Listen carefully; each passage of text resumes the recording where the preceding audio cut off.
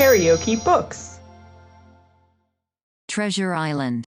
Written by Robert Louis Stevenson. Audiobook. Part 3. My Shore Adventure. Chapter 13. How my shore adventure began. The appearance of the island when I came on deck next morning was altogether changed. Although the breeze had now utterly ceased, we had made a great deal of way during the night, and were now lying becalmed about half a mile to the southeast of the low eastern coast. Gray-colored woods covered a large part of the surface. This even tint was indeed broken up by streaks of yellow sandbreak in the lower lands, and by many tall trees of the pine family, out-topping the others, some singly, some in clumps, but the general coloring was uniform and sad. The hills ran up clear above the vegetation in spires of naked rock. All were strangely shaped, and the spyglass, which was by 300 or 400 feet the tallest on the island, was likewise the strangest in configuration, running up sheer from almost every side, and then suddenly cut off at the top like a pedestal to put a statue on. The Hispaniola was rolling scuppers under in the ocean swell. The booms were tearing at the blocks, the rudder was banging to and fro, and the whole ship creaking, groaning, and jumping like a manufactory. I had to cling tight to the backstay, and the world turned giddily before my eyes, for though I was a good enough sailor when there was way on, this standing still and being rolled about like a bottle was a thing I never learned to stand without a qualm or so, above all in the morning, on an empty stomach. Perhaps it was this. Perhaps it was the look of the island, with its gray, melancholy woods, and wild stone spires, and the surf that we could both see and hear foaming and thundering on the steep beach, at least, although the sun shone bright and hot, and the shore birds were fishing and crying all around us, and you would have thought anyone would have been glad to get to land after being so long at sea. My heart sank, as the saying is, into my boots, and from that first look onward, I hated the very thought of Treasure Island. We had a dreary morning's work before us, for there was no sign of any wind, and the boats had to be got out and manned, and the ship warped 3 or 4 miles round the corner of the island, and up the narrow passage to the haven behind Skeleton Island. I volunteered for one of the boats, where I had, of course, no business. The heat was sweltering, and the men grumbled fiercely over their work. Anderson was in command of my boat, and instead of keeping the crew in order, he grumbled as loud as the worst. "Well," he said, with an oath, "it's not forever." I thought this was a very bad sign. For, up to that day, the men had gone briskly and willingly about their business, but the very sight of the island had relaxed the cords of discipline. All the way in, Long John stood by the steersman and conned the ship. He knew the passage like the palm of his hand, and though the man in the chains got everywhere more water than was down in the chart, John never hesitated once. "There's a strong scour with the ebb," he said, "and this here passage has been dug out, in a manner of speaking, with a spade." We brought up just where the anchor was in the chart, about 1/3 of a mile from each shore, the mainland on one side, and Skeleton Island on the other. The bottom was clean sand.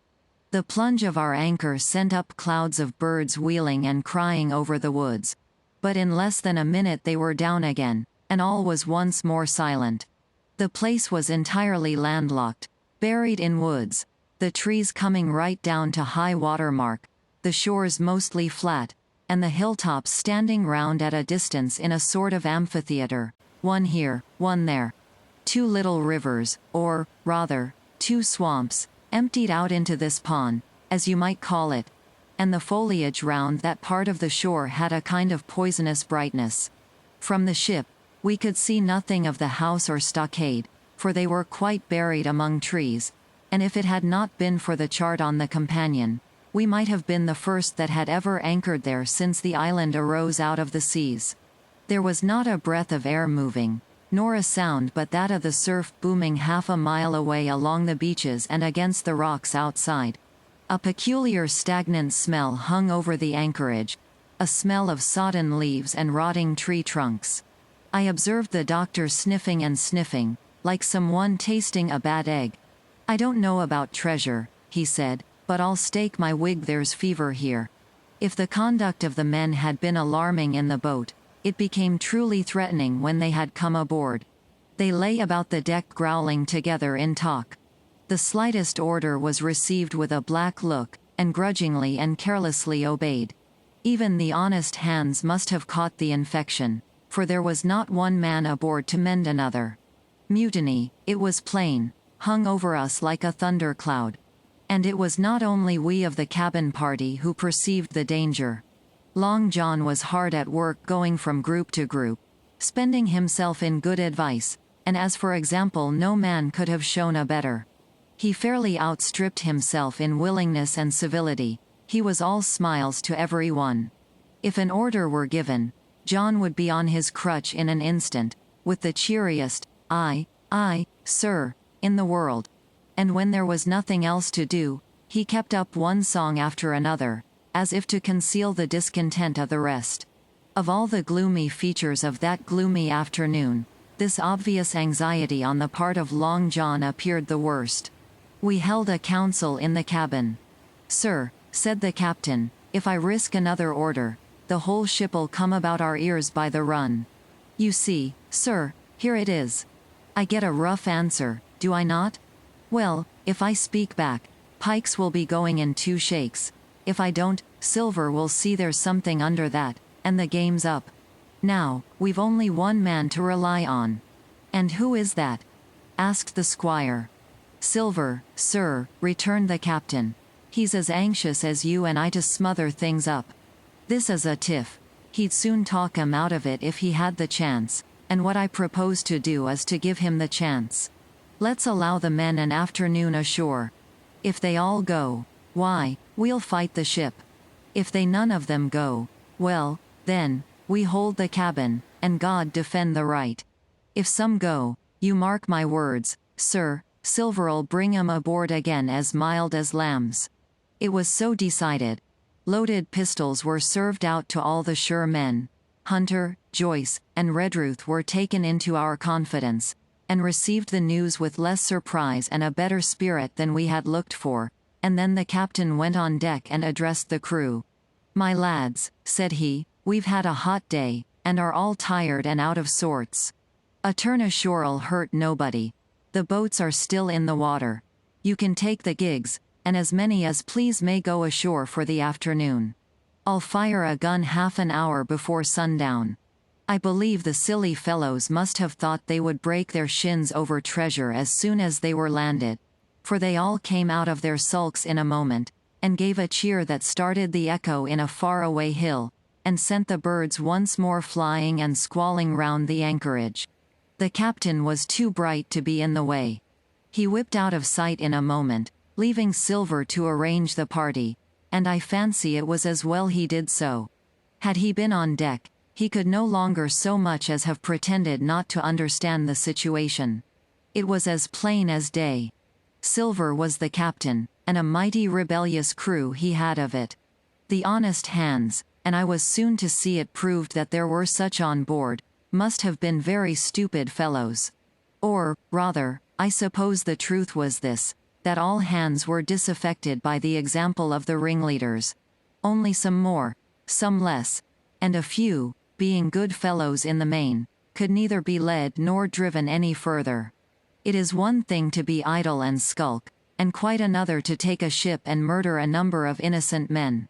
At last, however, the party was made up. 6 fellows were to stay on board, and the remaining 13, including Silver, began to embark. Then it was that there came into my head the first of the mad notions that contributed so much to save our lives. If 6 men were left by Silver, it was plain our party could not take and fight the ship, and since only 6 were left, it was equally plain that the cabin party had no present need of my assistance. It occurred to me at once to go ashore. In a jiffy I had slipped over the side, and curled up in the 4 sheets of the nearest boat, and almost at the same moment she shoved off. No one took notice of me, only the bow-oar saying, "Is that you, Jim? Keep your head down." But Silver, from the other boat, looked sharply over and called out to know if that were me. And from that moment I began to regret what I had done. The crews raced for the beach. But the boat I was in, having some start, and being at once the lighter and the better manned, shot far ahead of her consort, and the bow had struck among the shoreside trees, and I had caught a branch and swung myself out, and plunged into the nearest thicket, while Silver and the rest were still 100 yards behind. "Jim, Jim," I heard him shouting. But you may suppose I paid no heed. Jumping, ducking, and breaking through, I ran straight before my nose, till I could run no longer. KaraokeBooks.